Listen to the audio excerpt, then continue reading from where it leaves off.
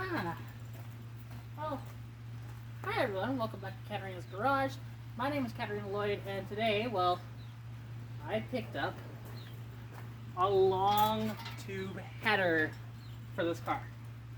Now, if you don't know about my channel, my name is Katarina, and I love inline sixes. This is a Hooker Super Competition Series header. It is surprisingly light too. I'm quite surprised at how light this actually is. And it is actually in really good shape. There's just one small pinhole that just needs to be patched up, and then a little bit of, because I don't even know if these were like, I mean, they were ran for a bit, but not very long. And there's a couple of dents in the headers, but that's fine. And yeah, to be honest, I am just so excited about that header. Now this header down here is, like I said, a Hooker Super Competition Series header for the 200 inline six that is under the hood here. And it will fit beautifully once I can actually afford to install it. So you can see, like, there's just so much room under here. And the reason why the guy sold it to me was it would not fit in his car. So he had a Fairmont. Apparently it did not fit first gen Mustangs either, unless you like bash in the header. And yeah, I don't have a throttle cable on this at the moment because, well, it broke on me. So I need to replace that. It's just getting up underneath the dash with my health condition is actually kind of tough. But, you know, it just is one of these amazing things though. Like, and this header, so from the research that I've been able to kind of do, because most of the time you put long tube headers on a vehicle, you might get about 30 horsepower, give or take. But because of how terrible the flow is from this cast iron manifold, I'm actually looking at an increase of around 50-ish to the crank. I mean, somewhere in that vicinity anyways, maybe about 40. And closer to like 50 or 60 foot-pounds of torque, which will really wake this engine up. Now this is a car that only dynos at 91 horsepower and 185 foot-pounds of torque. And you will see that header be installed. I don't know exactly when. I need to save up more money to get header bolts and the gasket, and then actually afford to get it all buttoned up to my exhaust, which what's going to have to happen with that though is it's going to have to be completely redone.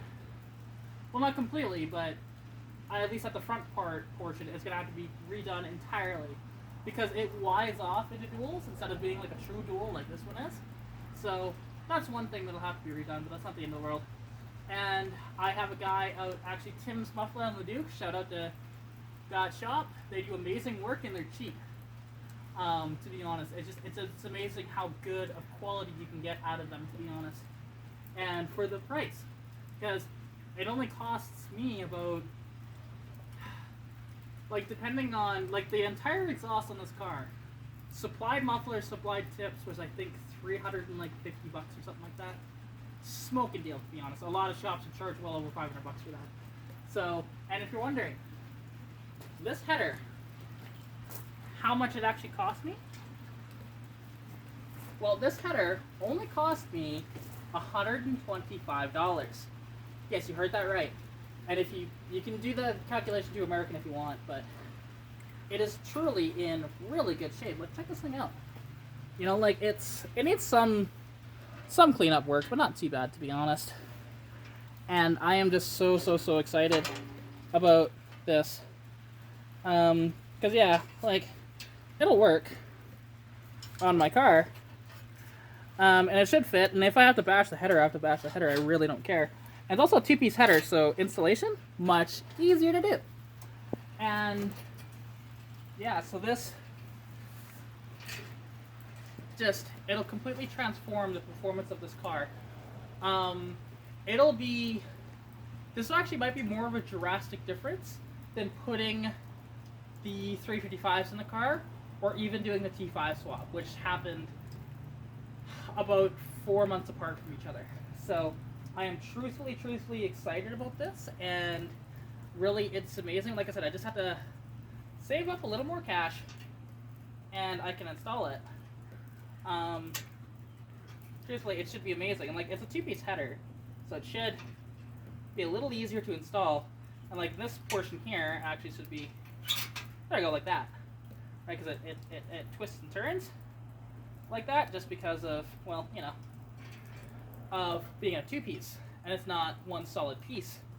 But we might actually have this thing, once it's actually installed in the car and driven to the exhaust shop, this thing will be driven with open header down the highway, so it's going to be extremely loud.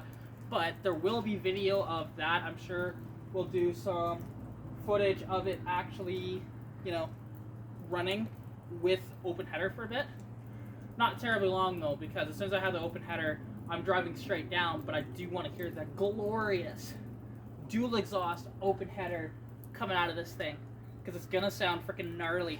And you know, I'm just incredibly excited to have this header, to be honest. Like, and the fact that guy met me in Olds, he's from High River, and sold it to me for 125 bucks, smoking deal.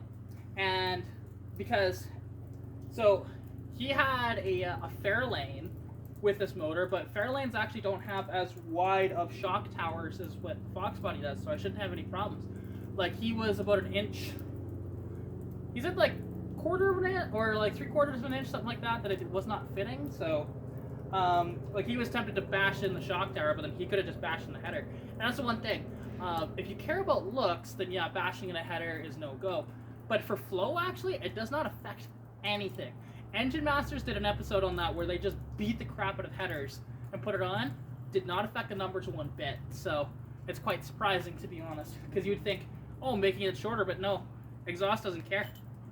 And yeah, to be honest, I'm just so freaking ecstatic, to be honest, and I really can't wait.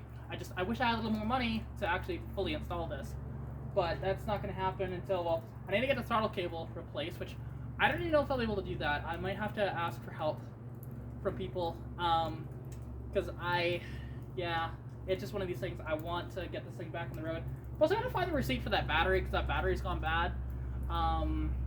You know, it still works, but it's got really low, like, it has no idle time whatsoever when it comes to. So if you try and, like, as an example, if I take the fuel bowl off the carburetor and put it back on, it'll actually kill the battery trying to put as much gas as this thing needs before it actually starts. It's pretty bad. So this Optima battery, really good batteries, but I think that was my fault, to be honest. I kept killing the battery and then it's just gone. So it's still under warranty, just as long as I can find the receipt. If I can't find the receipt, I am screwed. And I'll just have to find a cheaper battery around, which, I mean, alternatively, I could just steal the battery out of the Capri anytime I want to drive my Mustang, to be honest. It wouldn't be a big deal, but it's not something I want to do, though. I'd rather not, especially if, say, the Capri gets stuck in the wintertime. I might have to take the Mustang out. And the reason why I say that is, well, that doesn't have a limited slip, this does. And it, with the manual, honestly, I have way more control in the wintertime as well. So we shall see. Like, so, like, exciting things to come, to be honest. And we'll see if I should have some money coming in. So, like, this won't be terribly long before install, but we'll see. Because I just got a budget out, give or take, about probably 200 bucks or so for the full install. Like, that includes the gasket, the header bolts, and actually I might need to budget closer to 3 for doing the exhaust underneath as well. So stay tuned. Also, just a little joke for you for the end of this video. This is the cheapest header, or damn it, this is the cheapest hooker I've ever had. Sorry, I had to make the joke. But anyways, thank you guys so much for watching. I hope you guys did enjoy this.